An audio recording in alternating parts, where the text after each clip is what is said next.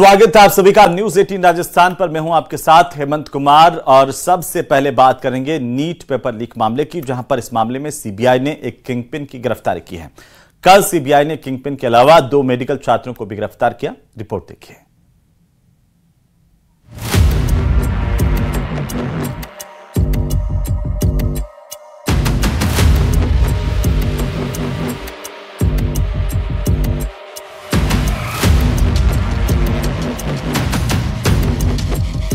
लाखों छात्रों के भविष्य से खिलवाड़ करके कपड़े में मुंह छिपाते ये वो चेहरे हैं जिन्होंने चंद पैसों के लिए अपना जमीर बेच दिया।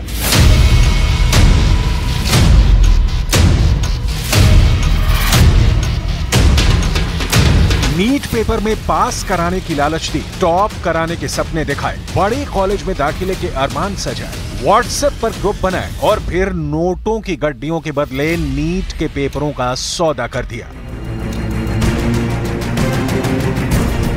पिछले 1.5 महीने से ज्यादा वक्त बीत जाने के बाद भी नीट के नए नए आरोपियों की तस्वीर और नए नए कनेक्शन सामने आ रहे हैं। सीबीआई की मामले में एंट्री होने के बाद से आरोपी मुंह छिपाए एक शहर से दूसरे शहर भाग रहे हैं, लेकिन सीबीआई की टीम से बच नहीं पा रहे हैं। कल सीबीआई ने पेपर लीक मामले में शशिकांत पासवान को गिरफ्तार किया था। शशिकांत पासवान एनआईटी जमशेदपुर से बीटेक ग्रेजुएट है।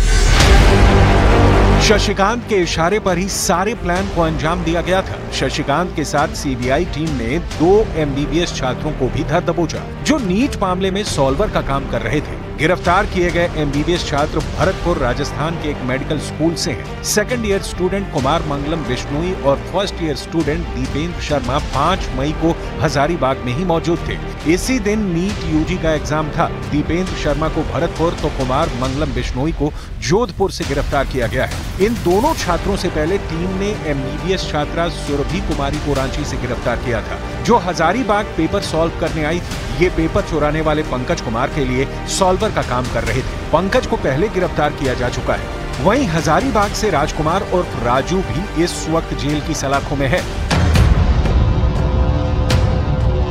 नीट पेपर लीक का प्लान कोई 1 या 2 दिन की उपज नहीं थी। इसके लिए बाकायदा एक पूरा सेटअप तैयार किया गया था। छात्रों का चुनाव कैसे हो, किस छात्र को सॉल्वर गैंग में शामिल किया जाए, कितने पैसों में डील की जाए, ऐसे ना जाने कितने सवालों के जवाब सीबीआई अब आरोपियों से उगलवा रही है। इस बीच पूछताछ के दौरान एक बड़ा खुलासा भी हुआ। जानकारी के मुताबिक नीट के पेपर को हजारीबाग में ही हल किया गया था। 4 मई की रात को सॉल्वर गैंग को प्रश्न पत्र मिला था। ओएसएस स्कूल के प्रिंसिपल की मदद से पेपर चुराया गया था। बॉक्स से पंकज कुमार ने राजू के साथ मिलकर पेपर चुराया। इसे सॉल्व करने के लिए पटना और रांची के 5 सॉल्वर चंदन सिंह, कुमार शानू, राहुल आनंद, करण जैन, सुरभि हजारीबाग आए थे। पेपर सॉल्व होने के बाद आंसर शीट का पीडीएफ बनाकर रॉकी ने आगे भेजा और फिर पटना में चिंटू ने कई सेंटर पर आंसर शीट भेजी। हथकड़ियों में जकड़े सलाखों के पीछे पड़े इन मुन्ना भाइयों का गैंग सिर्फ इतना नहीं है। सीबीआई अधिकारियों को शक है कि इस गैंग में कई सदस्य अभी भी उनकी पहुंच से दूर हैं, जिन पर जल्द शिकंजा कसेगा।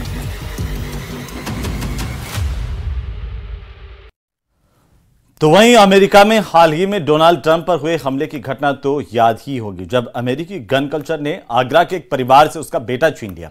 अमेरिका में रहने वाले भारतीय गोविंद की गाड़ी टकराने पर गोली मारकर के हत्या कर दी गई। घटना की जो तस्वीरें सामने आई वो बेहद ही खौफनाक है और डराने वाली हैं।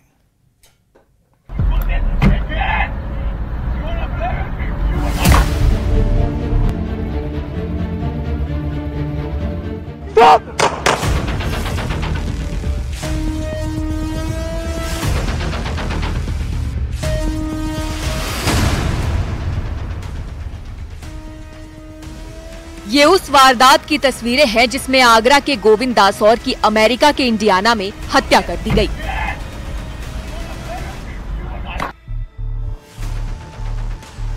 कत्ल से ठीक पहले और बाद की तस्वीरें वहां की मीडिया के जरिए सामने आई, जिन्हें देखकर आप अंदाजा लगा सकते हैं निहत्थे गोविंद पर किस तरह एक ट्रक ड्राइवर ने गोलियां बरसाई और उनकी जान ले ली। गोविंद साल 2016 से अमेरिका में रह रहा था। अमेरिका में वह अपनी बहन दीप्सी के साथ रहता था। उसकी बहन दीप्सी अमेरिका में इंजीनियर थी, तो गोविंद अपने ट्रांसपोर्ट का कारोबार अमेरिका में करता था। बीते 16 जुलाई की रात को गोविंद अपनी पत्नी के साथ अमेरिका के एक रेस्टोरेंट से पार्टी करके घर वापस जा रहा था। तभी उसकी गाड़ी की भिड़ंत एक ट्रक से हो गई। विवाद इतना बड़ा कि बीच रोड पर ही ट्रक ड्राइवर ने उसको गोली मार दी। ये उस दिन की तस्वीरें हैं जब आगरा के गोविंद दासौर ने अमेरिका में मैक्सिकन लड़की से शादी की थी। शादी के दिन दोनों बेहद खुश थे। डांस करते इस कपल को अंदाजा भी नहीं था कि 15 दिन बाद उनकी जिंदगी में क्या होने वाला है। अब गोविंद की मौत के बाद आगरा में रहने वाले परिवार पर दुखों का पहाड़ टूट पड़ा है। मेरा बेटा अमेरिका में है, इंडियाना में था। वहाँ रोड रेस में उसकी जो है किसी ने शूट कर दिया उसको, और अब वो हमें हमारा साथ छोड़ के चला गया। किसने मार दिया? वही कोई अमेरिकन ही था। गोली मार दी जी। गोलीबारी की घटना काले रंग की होंडा और सफेद रंग की पिकअप ट्रक के ड्राइवर के बीच सड़क पर हुए झगड़े की वजह से हुई। पिकअप के ड्राइवर ने कार चला रहे गोविंद को गोली मार दी। पिकअप चालक को घटनास्थल पर हिरासत में लिया गया था, लेकिन बाद में आगे की जांच के बाद उसे छोड़ दिया गया। This incident seemed to have stemmed from a road rage incident between a black Honda and a white Chevy pickup truck. Agra की हिमाचल कॉलोनी में पवन दासौर रहते हैं, जो बिजनेस करते हैं। उनकी बेटी दीप्सी और बेटा गोविंद अमेरिका में रहते हैं। बेटी ने अमेरिका से पढ़ाई की थी। बेटा भी 2016 में अमेरिका गया था। वो वहाँ इंडियाना में रहता था। फिर वहीं पर गोविंद ट्रांसपोर्ट का बिजनेस करने लगा था। 15 दिन पहले ही बेटे ने मैक्सिको की लड़की जामोरा के साथ शादी की थी। पूरा परिवार बहुत खुश था, लेकिन अचानक इस घटना के बाद सब कुछ बदल गया। यहाँ से तो कोई कार्रवाई नहीं की है। वहाँ उसको पहले पुलिस ने अरेस्ट कर लिया था। अब उसने ये बोला कि मैंने सेल्फ डिफेंस में मारी, तो शायद उसको छोड़ दिया है। शायद अभी पक्का मालूम नहीं है उसको। अभी शादी हुई थी? जी हाँ, 17 दिन हुए थे करीब शादी हुए हुए। 29 जून को शादी हुई थी। पुलिस ने कोई इन्वेस्टिगेशन नहीं की? उसने कहा और सेल्फ डिफेंस में मारी तो अभी इन्वेस्टिगेशन उन्होंने और आगे तो कुछ नहीं करी। अभी मालूम नहीं है हमें भी यहाँ पूरी जानकारी की अभी क्या और इन्वेस्टिगेशन चल रही है। शादी वहीं अमेरिका में ही हुई थी, इंडियाना में। 29 जून को हुई थी? जी 29 जून को हुई थी सर? 29 जून को शादी हुई थी। और भी परिवार के लोग रहते हैं? जी हाँ, उसकी बहन है, मेरी बेटी वहीं रहती है। अमेरिकी समय अनुसार 16 जुलाई की रात को गोविंद और उनकी पत्नी ने साथ में पार्टी की। रात करीब 8:15 बजे दोनों अपने घर लौट रहे थे। रास्ते में सामने से आ रही ट्रक और गोविंद की गाड़ी में टक्कर हो गई। इसको लेकर झगड़ा हो गया। आगे की कहानी तस्वीरों में कैद है। विवाद में ट्रक ड्राइवर ने बीच सड़क पर गोविंद को गोली मार दी। फौरन लोकल पुलिस मौके पर पहुंची। गोविंद को मेडिकल हेल्प दी गई, लेकिन उन्हें बचाया नहीं जा सका। वहीं दूसरी तरफ आरोपी को पूछताछ के लिए हिरासत में लिया गया, लेकिन फिर उसे छोड़ दिया गया, जो हैरान करने वाला है। सूचना सबसे पहले अमेरिका में रह रही उसकी बहन दीप्सी को दी गई। सूचना पर दीप्सी पहुंची। उसके बाद देर रात को आगरा स्थित परिवार को इस पूरे मामले की जानकारी दी गई। साथ ही साथ गोविंद ने 17 दिन पहले ही मैक्सिको की रहने वाली जोमेरा से शादी की थी। 17 दिन के बाद ही वह अपनी पत्नी के साथ एक रेस्टोरेंट में पार्टी करने गया था। इस दौरान ये विवाद हुआ और इस विवाद में उसकी हत्या हो गई। इकलौते बेटे की मौत के बाद पिता पवन दासौर पूरी तरह से टूट गए हैं। सबसे दुख की बात तो ये है कि पवन और उनका परिवार आखिरी बार बेटे को देख भी नहीं पाया, क्योंकि अमेरिका में ही गोविंद का अंतिम संस्कार कर दिया गया। लेकिन परिवार अब भी इंसाफ की उम्मीद कर रहा है। Bureau report, news 18। और अब बात बाढ़ की। देश के कई हिस्सों में बारिश की वजह से हालात बिगड़े हुए हैं। एक तरफ जहां बारिश की वजह से लोगों को गर्मी से राहत तो मिली है, वहीं दूसरी तरफ लगातार हो रही बारिश की वजह से नदियों में उफान आ गया है और इसी की वजह से लोगों की मुश्किलें अब लगातार बढ़ती नजर आ रही हैं। गुजरात के कई इलाकों से कुछ डरावने वाली तस्वीरें भी सामने आ रही हैं। कहीं जल स्तर बढ़ने से डैम ओवरफ्लो हो गए हैं, तो कहीं भारी पानी तबाही मचा रहा है।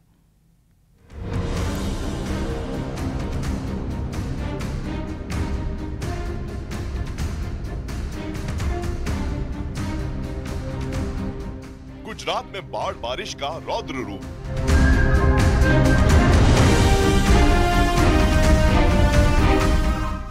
नदियों में उफान, डूबे शहर और गांव।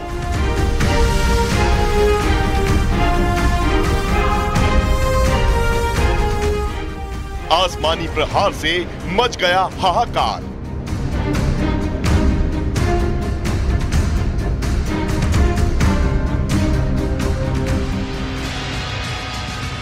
चारों तरफ जल प्रहार और उसके बीच में अटकी 3 जान।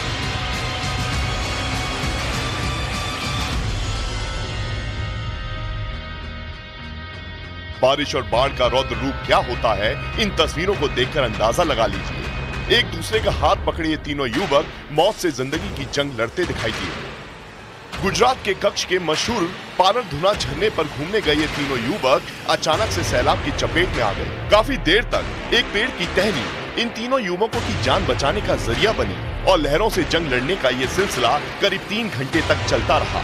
इस दौरान चीख पुकार सुन आसपास मौजूद ग्रामीण मदद के लिए दौड़ पड़े। झरने के पानी का बहाव इतना तेज था कि किसी की भी उसमें उतरने की हिम्मत नहीं हुई। उसके बाद कहीं से रस्सी का इंतजाम किया गया, फिर शुरू हुआ बचाव अभियान। काफी देर तक की मशक्कत के बाद रस्सी के सहारे इन तीनों युवकों को बचा लिया गया।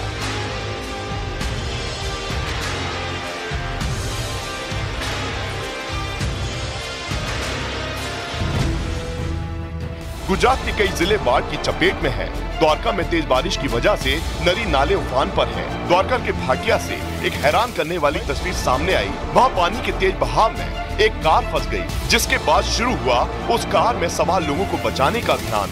वहीं मौके पर एनडीआरएफ के कई जवान रस्सी लेकर लहरों से जंग लड़ते कूद पड़े और काफी संघर्ष के बाद कार में सवार दोनों युवकों को बचा लिया गया।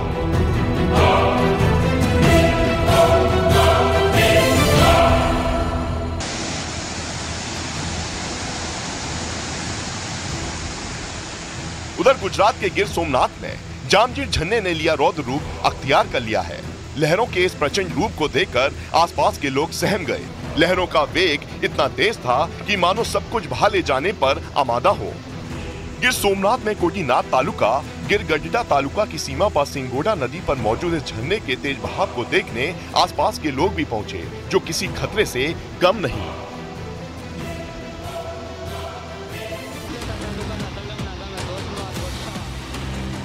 गुजरात के राजकोट में बाढ़ से हाल बेहाल है।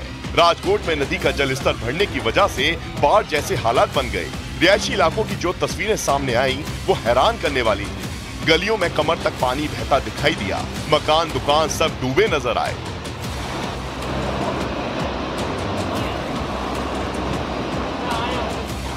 ऐसा लग रहा था कि मानो रिहायशी इलाकों में कोई नदी बह रही हो। जानकारी के मुताबिक पिछले 2 दिन से गुजरात के राजकोट में बारिश जारी है। ऐसे में नदियों का जलस्तर बढ़ गया, जो नदी के पास के इलाकों पर कहर बनकर टूटा। गुजरात के पोरबंदर में बाढ़ ने कोहराम मचा रखा है। हर जगह तबाही ही तबाही नजर आ रही है। पोरबंदर में सैलाब के प्रहार से रेलवे की ये भारी भरकम लाइन ही बह गई। पानी का बहाव इतना तेज था कि रेलवे लाइन के नीचे की जमीन ही बह गई और उसके नीचे से सैलाब बहने लगा। मौके पर भारी मशीनों के सहारे पानी के प्रहार को रोकने का सिलसिला शुरू हुआ। हमारे लोगों ने अलर्टनेस दिखाते हुए और जैसे पानी आया ट्रेन सर्विसेज को हम लोगों ने फिर रोका, जिससे कि कोई पुनः क्षति ना हो। और हम लोगों ने जो रिस्टोरेशन के लिए रिलीफ मटेरियल है वो जल्दी से जल्दी हम लोगों ने मूव किया है, जिससे कि रिस्टोरेशन तेजी से हो सके। गुजरात के पोरबंदर में बारिश ने ऐसा कहर बरपाया कि रिहायशी इलाके सैलाब की चपेट में आ गए। सड़कों से लेकर सोसाइटी तक सब डूबे नजर आए। पोरबंदर के राजीव नगर में कमर तक बाढ़ का पानी दिखने लगा। लोगों के मकान डूब गए। इन तस्वीरों में देखिए कि कैसे बाढ़ के पानी में लोगों की कारें डूबी हैं।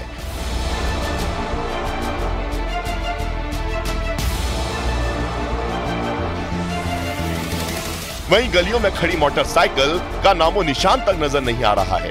पोरबंदर में इतनी बारिश हुई कि सब कुछ जहां था वहीं ठहर गया। लोगों को कहीं आने जाने में काफी परेशानियों का सामना करना पड़ा।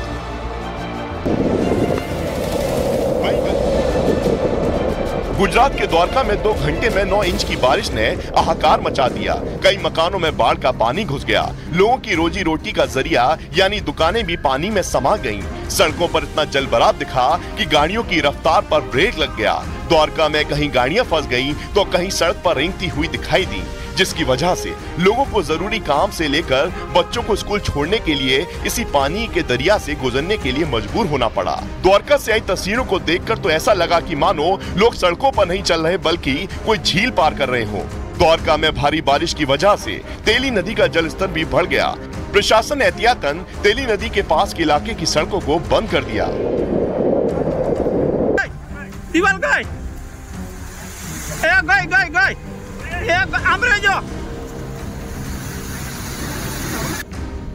गुजरात में क्या शहर क्या गांव, हर जगह बाढ़ ने हाहाकार मचा रखा है।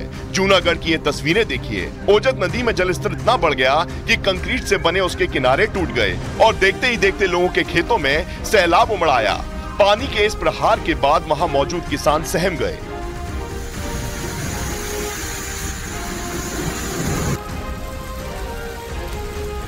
उधर गुजरात के कच्छ में भारी बारिश के बाद सड़कों पर सैलाब उमड़ आया। कच्छ के मंगबाड़ा में जलस्तर के बीच कई गाड़ियां भी फंसी नजर आई। सड़कों पर ऐसा लग रहा था कि मानो कोई नदी बह रही हो।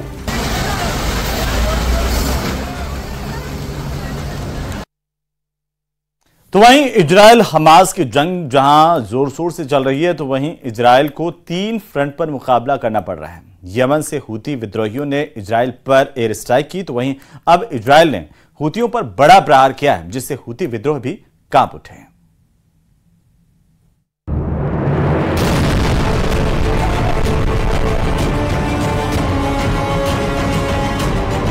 यमन में इजराइल ने बड़ा हमला किया है। इजराइल ने यमन के अल हुदैदा बंदरगाह के ईंधन डिपो पर एयर स्ट्राइक किया। दावा है कि इसमें इजराइल के अलावा अमेरिका, ब्रिटेन समेत तीनों देश शामिल थे। रिपोर्ट में दावा है कि 12 इजरायली विमान, जिनमें F-16 और F-35 विमान शामिल थे, जिन्होंने यमन में भारी बमबारी की। हमले में 3 लोगों की मौत हो गई, तो वहीं 85 से ज्यादा लोगों के घायल होने की जानकारी सामने आ रही है। इजराइल के टारगेट पर हूती विद्रोहियों के ठिकाने थे, जिन पर ताबड़तोड़ हमले के बाद बड़ा नुकसान पहुंचा है। हमले में कई लोगों की मौत हो गई, तो कई लोगों के घायल होने की भी खबर है। इस हमले की निगरानी खुद इजराइल के पीएम नेतन्याहू कर रहे थे। इससे पहले इजराइल की राजधानी तेल अवीव पर ड्रोन से अटैक हुआ था, जिसकी जिम्मेदारी हूती विद्रोहियों ने ली थी। अब यमन में इजराइल का हमला इसी का जवाब बताया जा रहा है। इजराइल के हमले के बाद हालात और बिगड़ने की आशंका जताई जा रही है, क्योंकि इजराइल इस वक्त 3 फ्रंट पर हमले कर रहा है। एक तरफ गाजा में हमास के खिलाफ कार्रवाई जारी है, दूसरी तरफ लेबनान में हिजबुल्लाह के ठिकानों पर बमबारी हो रही है, और अब यमन में हूती विद्रोहियों के खिलाफ अभियान छेड़ दिया है। तेल अवीव में हमले के एक दिन बाद इजराइल की एक ठोस कार्रवाई सामने आई है। इससे पहले यमन ने इजराइल पर एयर स्ट्राइक की थी। शांत समंदर दिखाई दे रहा है, लेकिन तभी एक ड्रोन तेल अवीव शहर की तरफ बढ़ता है और कुछ सेकंड बाद चीख पुकार मच जाती है। ड्रोन जैसे ही तेल अवीव पर गिरता है तो जोर का धमाका होता है। धमाका बहुत बड़ा था, किसी को समझ ही नहीं आया कि आखिर क्या हुआ, क्योंकि लोग नींद के आगोश में थे। धमाके के बाद लोगों को समझ में आया कि दुश्मनों ने उनके शहर पर हमला कर दिया है। लोग भागे भागे सड़कों पर बदहवास दिखे। हमले में 1 की मौत और 10 से ज्यादा लोग जख्मी हो गए। धमाके की कुछ और तस्वीरें भी कैमरे में रिकॉर्ड हुई हैं। तेल अवीव में अफरा तफरी मच गई। ड्रोन हमले में इजराइल बुरी तरह हिल गया। इजराइल का सबसे बड़ा किला शोलों में तब्दील हो गया। इसके बाद इजराइल का कमांड सेंटर आधी रात को एक्टिव हो गया। खुद पीएम नेतन्याहू सेंटर में पहुंचे, ये पता लगाने की कोशिश हुई कि हमला कहां से हुआ है, कैसे दुश्मनों ने वहां सेंध लगा दी, जहां इजराइल की मर्जी के बिना पत्ता भी नहीं हिलता है। जिस इजराइल की ड्रोन टेक्नोलॉजी की धमक पूरी दुनिया में दिखती है, अब उसी इजराइल पर उसके दुश्मन ड्रोन हमले कर रहे हैं। इजराइल को पता चल गया कि हमले के पीछे यमन का हाथ है, और वहीं से ड्रोन उड़कर इजराइल पहुंचा। במהלך הלילה חדר קליטה בלתי מאויש מכיוון הים ממערב ששוגר להערכתנו מתימן ופגע בבניין במרכז תל אביב. בעקבות הפגיעה נהרג אזרח ו8 אזרחים נפצעו באורח קל. ड्रोन हमले के पीछे हूती विद्रोहियों का हाथ था। यमन को हथियारों की मदद ईरान से मिलती है। इजराइल और ईरान के बीच हमेशा 36 का आंकड़ा रहता है। जहां तेल अवीव पर हमला हुआ वो जाफा इलाका है। जिस ड्रोन से हमला हुआ उसका नाम भी जाफा है। जाफा के बारे में कहा जा रहा है कि ये ईरान से मिले ड्रोन की नकल है। इसका असली नाम समत 3 है। इस ड्रोन की रेंज 2000 किलोमीटर है। ये ड्रोन लाल सागर से होते हुए तेल अवीव पहुंचा था। Bureau report, news 18। देश के सबसे बड़े न्यूज नेटवर्क न्यूज 18 नेटवर्क ने प्रोजेक्ट वन ट्री की शुरुआत की है, जिसका मकसद है क्लाइमेट चेंज के खिलाफ हर भारतीय को एक पेड़ लगाने के लिए प्रेरित करना। नोएडा के सेक्टर 98 में न्यूज 18 नेटवर्क ने बड़े पैमाने पर पौधारोपण किया है और पर्यावरण को, प्रकृति को बचाने का संदेश दिया है।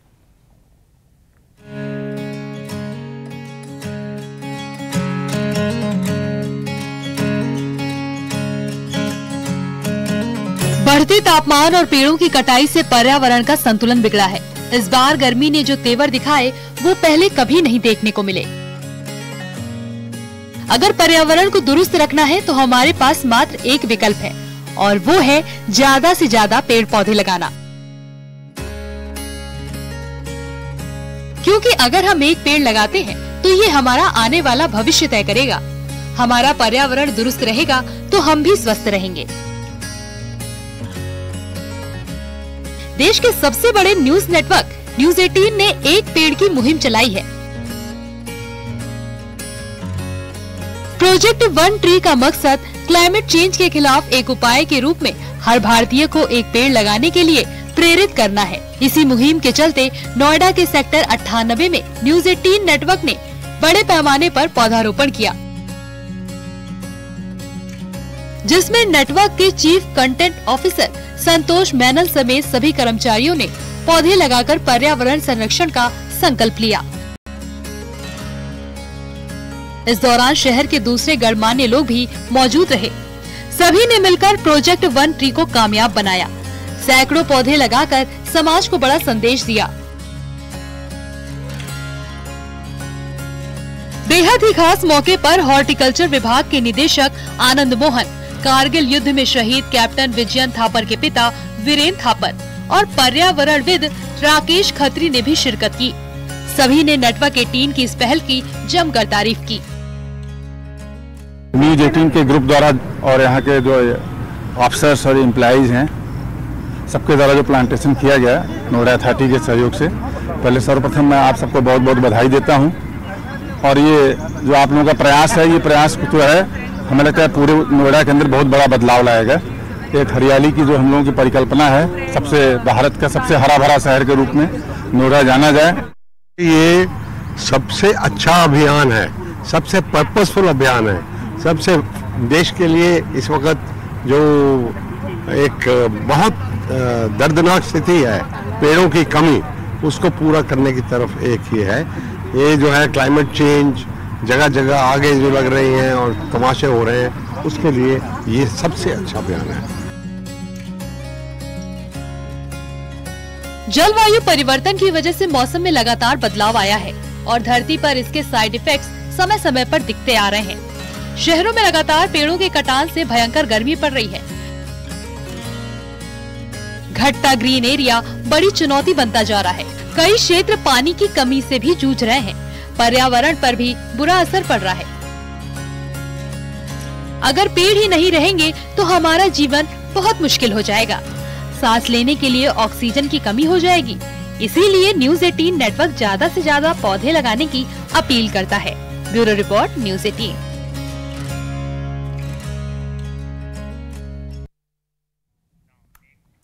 तो चलिए